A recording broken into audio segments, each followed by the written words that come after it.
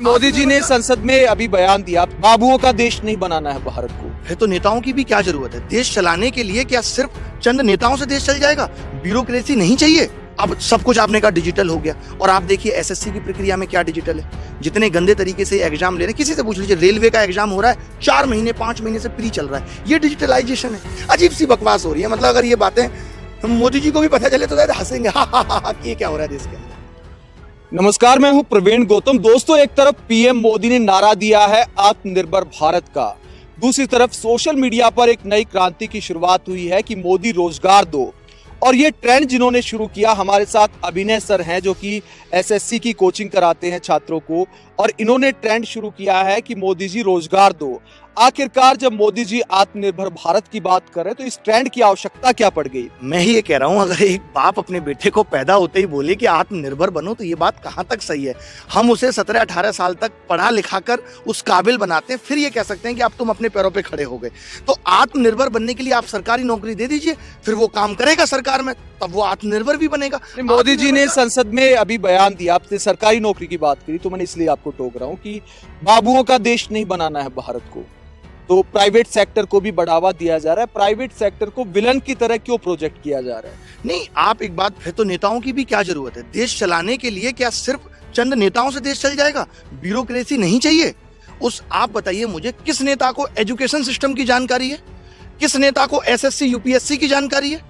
इन सब सिस्टम को चलाने के लिए तो सरकार को ही मतलब नियम बनाने पड़ेंगे या ऐसी पॉलिसी लानी पड़ेगी जिससे ये चले। तो उसके लिए कुछ लोगों की तो आवश्यकता होगी, या हर आदमी अपना प्राइवेट बिजनेस। मोदी जी ने तो ये भी कहा कि हर मोहल्ले में नौकरी क्रिएट करो और अपने माँ बाप के साथ बैठ के रूखी सूखी रोटी खाओ। तो मोदी जी को तो अभी ऐसा लगने लगा है अब कि मोदी जी उस तबके से निकल के ही नहीं आए जिससे हम सब लोग गुजर रहे हैं। अगर एक गाँव में हर आदमी अपनी परचूनी की दुकान खोल लेगा तो सामान खरीदेगा कौन, बताइए मुझे आप। बात कर रहे हैं ना कि आत्मनिर्भर भारत की, तो युवाओं को व्यापारी बनाने की तैयारी कि युवा अपना बिजनेस करेंगे, स्वावलंबी बनाने का दावा किया जा रहा है कि अपना बिजनेस चाहे छोटा सा हो, चाहे पकोड़े तलने की दुकान हो या रेहड़ी हो या फिर कोई भी हो, मतलब उसमें बुराई क्या है? नहीं, उसमें बुराई एक बात, ये तो वस्तु विनिमय वाली बात हो गई कि एक गांव में फिर करेंसी की भी क्या जरूरत है? मैं पकौड़े की दुकान खोल लेता हूँ, उसके अनाज लूंगा, उसको पकौड़े दूंगा। ये दूध बेच रहा है, फिर तो करेंसी की भी जरूरत नहीं है। अगर हर आदमी ही अपना छोटा छोटा बिजनेस खोल के बैठा है, फिर करेंसी की भी क्या जरूरत है? वस्तु विनिमय से ही काम चल जाएगा। तो ये तो 100 साल 150 साल 200 साल पहले हो ही रहा था। फिर प्रोग्रेस और विकास, ये यहाँ तक सभ्यता इतनी डेवलप हो गई, उसके क्या मायने रह गए? मतलब कि हर आदमी अपने गांव में ही सब करके बैठ जाएगा, ना उसको सहराने की जरूरत है। ये देखिए, बहुत ही वाहियात किस्म की बात है कि हर आदमी अपना बिजनेस खोल के बैठ जाएगा, हर आदमी। ये मुझे नहीं लगता कि इसमें किसी भी तरीके की जान है। मतलब सरकारी नौकरी इतना तो कर ही रहे ना, अभियान चला रहे, skill India, make in India, आत्मनिर्भर भारत, तो समय तो लगता है ना। देखिए, बहुत सारी पॉलिसी मोदी जी बना रहे हैं। 8 साल दे भी दिए, मुझे लगता है कितने साल हो गए, 7 साल हो गए। 2019 में हमने भी वोट दिया मोदी जी को, सबने वोट दिया है, तभी तो दोबारा सरकार आई है। बट अब और कितना टाइम लगता है, कितना टाइम और लगाएंगे, ये नहीं समझ में आ रहा कि कितना टाइम, कोई डेडलाइन दे दे। और जो सरकारी नौकरी पहले से चली आ रही थी उनको तो खत्म ही किया है। कोरोना काल में लोगों की प्राइवेट नौकरी भी चली गई। आज एक इंजीनियर को 10,000 12,000 की नौकरी नहीं मिल रही। तो किस वजह से नहीं मिल रही? देखिए, आप मुझे बताइए, अगर एक एग्जाम की तैयारी करने वाला बंदा 40 लाख लोग तैयारी कर रहा है, तो और उसमें आप कह रहे हैं कि मैं 100 ही लूंगा, तो क्या 101 वाला बंदा इस लायक नहीं है कि उसको रोजगार मिले? कुछ तो लिमिटेशन होनी चाहिए, कुछ तो ऐसा हो। क्या ये पहले से नहीं था? इसका मतलब या तो पहले वाला सिस्टम बिल्कुल गलत था। 2014 में अगर 20,000 लोग एसएससी में सेलेक्ट हो रहे थे, या तो वो बिल्कुल गलत था। कॉन्ट्रैक्ट बेस्ड जॉब की जरूरत क्यों पड़ रही है फिर मोदी जी को? आप बताइए, हर डिपार्टमेंट में कॉन्ट्रैक्ट बेस्ड जॉब तो तमाम है, जिनको 12-12 हजार रुपए देके काम किया जा रहा है, और सरकार का तो वहां भी 35-35 हजार रुपए लग रहा है, क्योंकि उसके बीच में भी दलाली आ गई। उसके बीच में ठेकेदार है, आप कॉन्ट्रैक्ट बेस पे निकाल देते हैं, इतने बंदों की जरूरत है। क्या वो बंदा रेस्पॉन्सिबिलिटी के साथ काम कर रहा है? बिल्कुल भी नहीं। तो लगता है ये ठेकेदारी प्रथा युवाओं का हक मार रही है? बिल्कुल बिल्कुल मार रही है। ऐसा नहीं है कि लोगों को काम करने की जरूरत नहीं है, तभी तो सिस्टम में इतनी खामियां हैं। आप बताइए, एक एसएससी एग्जाम नहीं करा पा रहा। एसएससी के एग्जाम का आपने मुद्दा उठाया, तो क्या कमियां देखते हैं आप? आप देखो, 2012-13 में तो लगातार 5 बार सेलेक्ट हुआ हूँ, लगातार मैंने 16 तक एग्जाम दिए हैं। तो पहले एक भी सवाल गलत पेपर के अंदर नहीं आ पाता था। आप एक 100 क्वेश्चन 200 क्वेश्चन का पेपर सही नहीं बना सकते। आप इतना बड़ा इंस्टीट्यूशन है एसएससी, छोटा मोटा नहीं है कि आप एक पेपर सही नहीं बना सकते। और उसके बाद से अब लगातार क्या देखने को मिल रहा है कि 5-6 क्वेश्चन ये लोग गलत छाप देते हैं हर पेपर में। फिर ये क्या नोटिस निकालते हैं कि रिप्रेजेंटेशन मांगते हैं कि अगर आपको लगता है कोई क्वेश्चन का आंसर गलत है, कोई क्वेश्चन गलत है, तो बताइए, हमें पर क्वेश्चन 100 रुपए देना होगा।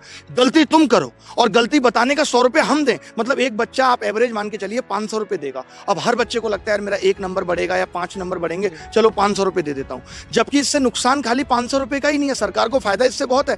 जब पेपर में कोई गलत सवाल आ जाता है तो उस गलत सवाल को हमें नहीं पता होता कि ये गलत है, मतलब उसका करेक्शन कराने का भुगतान करना पड़ता है और सरकार करोड़ों कमाती है। करोड़ों कमाने का जरिया इसको बना लिया। और आप सोचिए पहला ही क्वेश्चन गलत है, मुझे तो पता नहीं है, मैं तो कहता हूं आप पैसे भी कमा लो लेकिन उसके ऊपर लिख दो ये गलत है, इसे मत करो। उस गलत को करने में पेपर के अंदर कई बार हमारी 10 मिनट भी खराब हो जाती हैं। हमें नहीं पता ना कौन सा गलत है, हमें लगता है कहीं हम तो गलत नहीं है।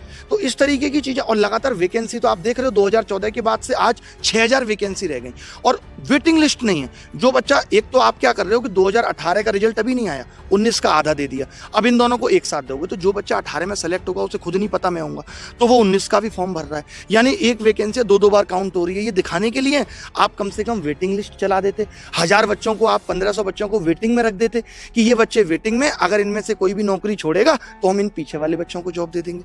कोई वेटिंग लिस्ट नहीं है। तो 19 का रिजल्ट आ गया है और 18 का नहीं आया, तो ये क्या मामला है? मतलब पूरा रिजल्ट नहीं दिया अभी तक, ये नहीं बताया 18 में किस किस को लेंगे। और 19 में ये कह दिया कि आधा रिजल्ट मतलब टियर 2 तक दे दिया और टियर 2 और टियर 3 एक साथ करा रहे हैं। आपको मैं मोटे मोटे शब्दों में समझाऊं कि आईएएस के पेपर में मेंस कराओ साथ में और इंटरव्यू भी ले लो और कहो इंटरव्यू के मार्क्स जो वीडियो बनी है उसे बाद में देख के डिसाइड करेंगे। अजीब अजीब बकवास सी हो रही है कि टियर 2 टियर 3, फिर टियर 3 की जरूरत क्या है? कि मैं तो कहता हूं कि इससे तो सरकार का खजाने पे भी फर्क पड़ रहा है।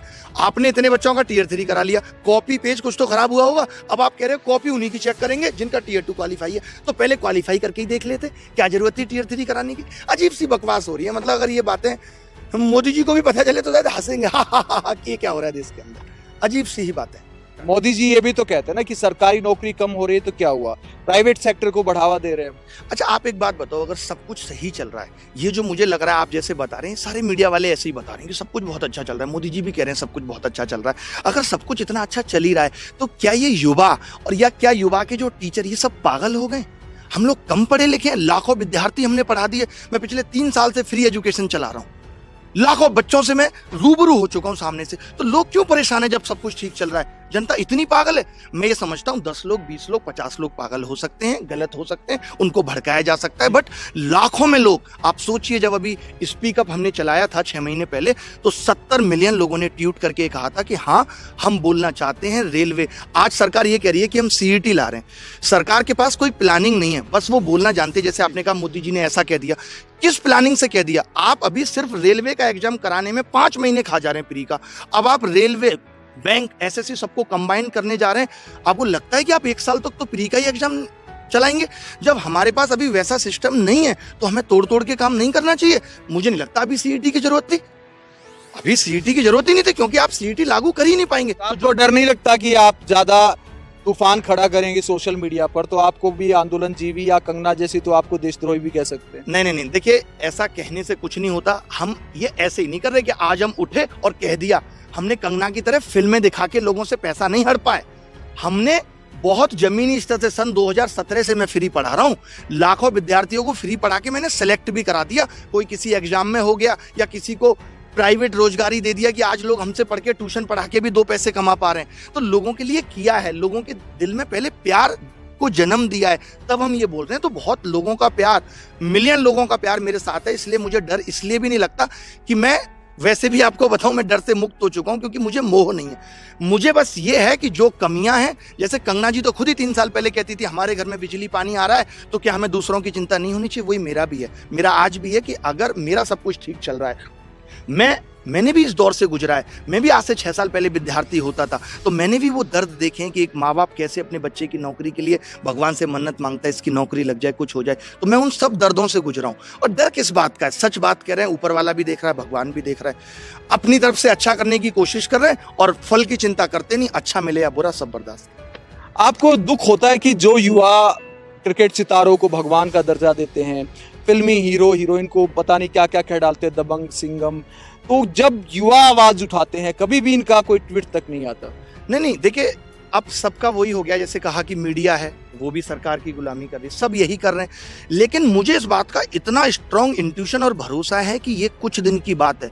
अगर हम इसी तरीके से आवाज उठाते रहे ना तो ये एक तरीके से ज्वालामुखी की तरह फटेगा और ये सब साथ आएंगे। आप देखिए अभी वो चीज फट नहीं रही, वो डर अभी बना हुआ है सरकार का। जिस दिन ये डर खुलेगा, जब लोगों को लग गया, आज वो लोग भी मोदी जी करते हैं जिनको पता है कि आज उनके घर में भी रोटियों के लाले पड़ रहे हैं। तो ये लोग सब अभी आएंगे साथ, वक्त लगेगा।